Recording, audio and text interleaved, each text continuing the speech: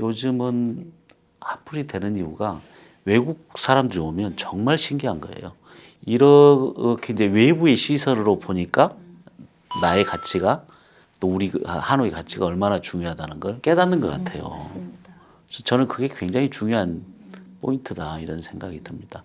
요즘은 제기동, 네. 성북동까지 네. 굉장히 확장이 된다고요? 네, 맞습니다. 그 말씀 한번 해주시죠. 제기동 혹시 경동시장 아시죠? 그럼요. 스타벅스 막 네, 이런 네. 것들 때문에 갑자기 네, 네. 핫플이 됐어요. 80년대까지는 한 시대를 풍미했잖아요. 90년대, 2000년 넘어오면서 이제 쇠퇴하기 시작했는데 이걸 도대체 어떻게 재생을 해야 되나. 한 3분의 1가 폐업이었어요. 맞아요. 그래서 그때 이제 처음 한 게 그 양령시장 옆에 그 한약박물관인가 그걸 만들었어요. 만들었는데 이게 뭐 잘 되나요? 그래서 가서 우리끼리 그냥 한약 이렇게 차 한 잔 마시고 그러다가 세월이 흘러서 스타벅스가 들어오고 옛날 극장이 하나 있었잖아요. 맞습니다. 그게 저는 깜짝 놀랐어요. 그 하나의 그 포인트 그 극장 하나 만들고 스벅이 들어가서 상권을 만들어 놓으니까 젊은 애들이 일단 모이더라고요. 맞습니다. 젊은 애들이 모여야 되거든요. 사실은 이 제기동이라는 지역이 어떤 특징이 있냐면 이 철도가 와서 아까 얘기하셨던 거 철도가 와서 내리면 정말 가장 신선한 상태의 강원도의 나물이 오는 거죠.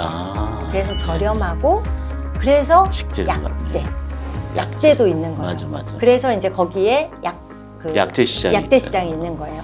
그래서 그런 지역의 특성이 있는 지역인데 저희도 좀 놀란 게 한옥이 많은 거예요. 가서 봤더니. 근데 그 한옥이 왜 많았을까요? 익선동 같은 거예요. 뭐냐면 얘가 차도 못 들어가죠. 그리고 옛날에 집 장사가 한 번에 그냥 다 지어가고 토지구획 정리 사업하면서 지은 작은 한옥들이에요. 그래서 원래는 거주용 한옥으로 출발을 했는데 15평, 20평 이러겠네요. 이제 했는데 이제 이게 시장이 이렇게 들어오니까 먹고 살려면 상권이 확장이 되다 보니까 상권이 확장이 되니까 이제 시장을 하려면 시장 기능을 마당이 뭘 하냐면 말리고 절이고 할 수 있잖아요. 그래서 창고처럼 쓰기 시작한 거예요. 그래서 겉에서 봤을 땐 이게 한옥이야. 들어가 보면 한옥이에요.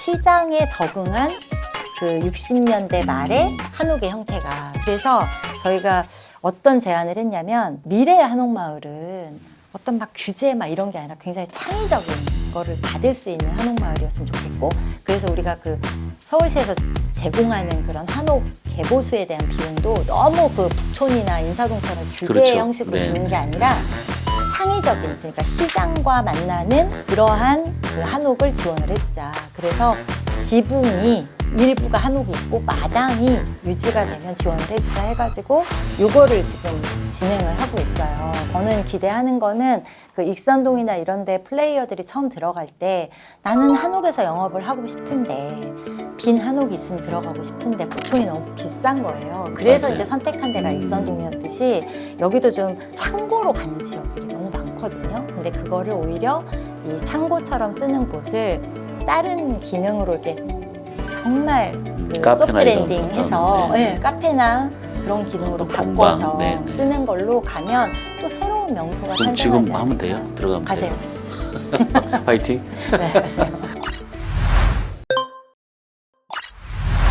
우리 일반 독자들은 도시 계획이 뭔지, 도시 설계가 뭔지, 재생이 뭔지, 지구 단위가 뭔지 혼란이 있어서 좀 간단하게 좀 일반인들이 알기 쉽게 정리한다면 어떻게 정리하면 좋을까요? 장충동에 가면 신세계에서 지은 신세계 남산이라는 건물이 있는데요. 제가 얼마 전에 가봤어요. 네, 거기가 그래요. 아주 기가 막힌. 네, 그래서 거기가 옥상을 올라가면 남산을 볼 수 있는 개방 공간이 있고 저층은 누구나 문을 열고 들어갈 수 있는 저층과 화장실도 누구나 활용을 할 수가 있습니다.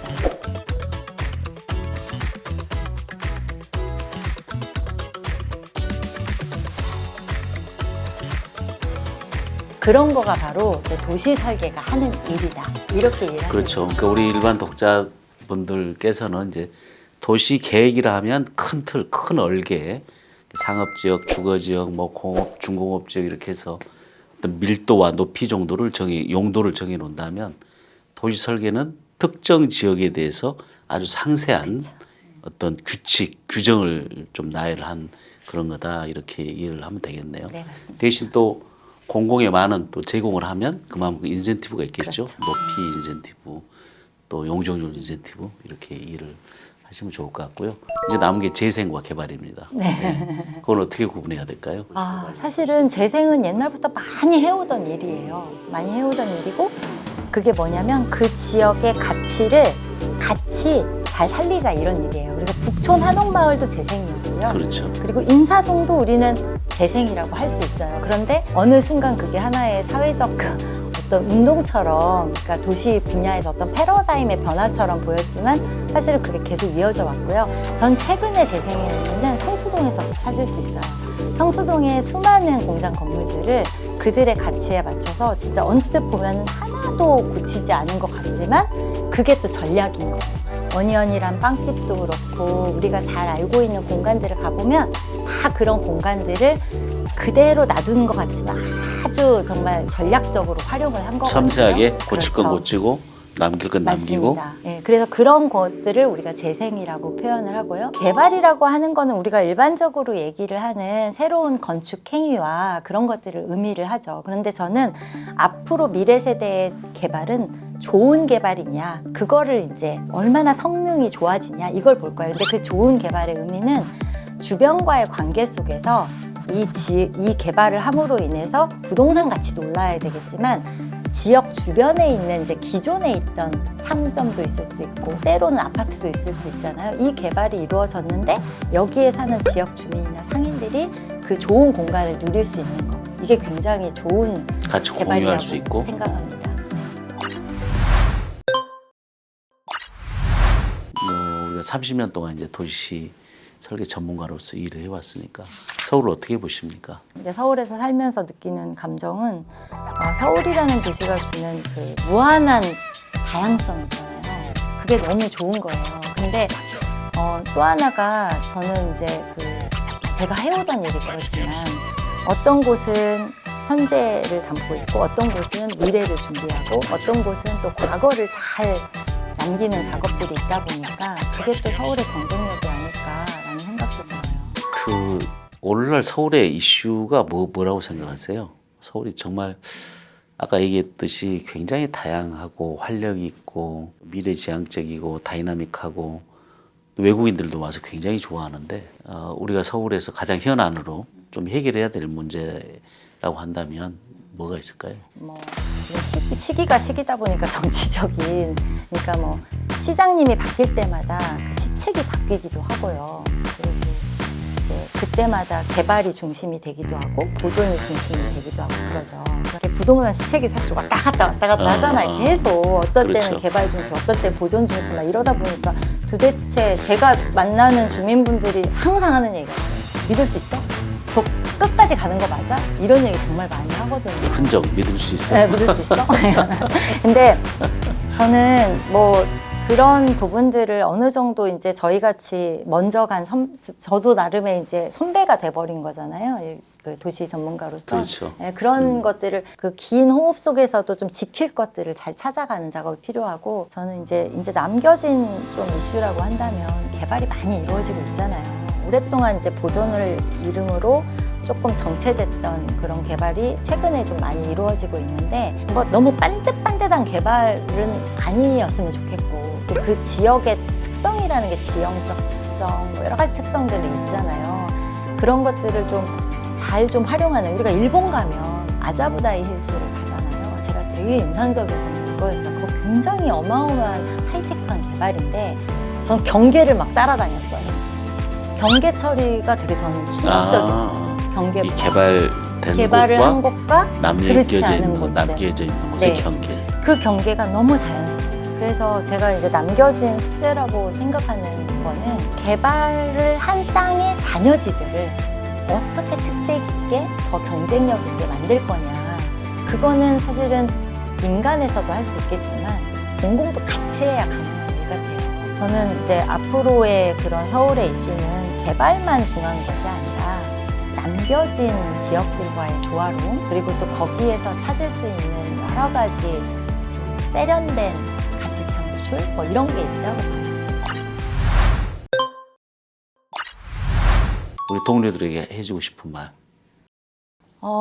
저는요 이게 도시 공간이라는 데는 내 것이 아닌 거거든요.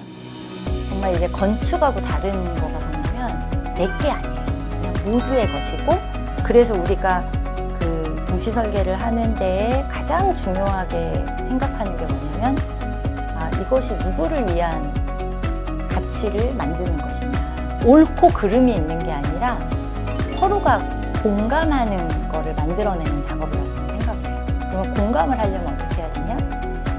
내가 오감을 느끼고 계절을 느끼고 체험을 하지 않는데 그걸 가지고 단정을 했을 때는 설득도 어려울 뿐만 아니라 그 다수의 진짜 클라이언트들을 어떻게 설득해요? 그렇죠. 공공도 설득해야 되고요. 주민도 설득해야 되고 나도 나를 설득해야 되고 우리 직원도 설득을 해야 돼요. 그래서 그런 부분들을 좀 공감의 잣대를 만들려면 저는 요즘에 앞으로의 도시설계는요. 물리적인 설계가 아니에요. 공감을 형성할 수 있는 아주 인문학적인 그 논리적인 것들을 잘 만들어내어야 논리가 잘 탄탄해야 그게 가능하다. 그래서 제가 이제 뭐 최근엔 좀 얘기를 덜하나?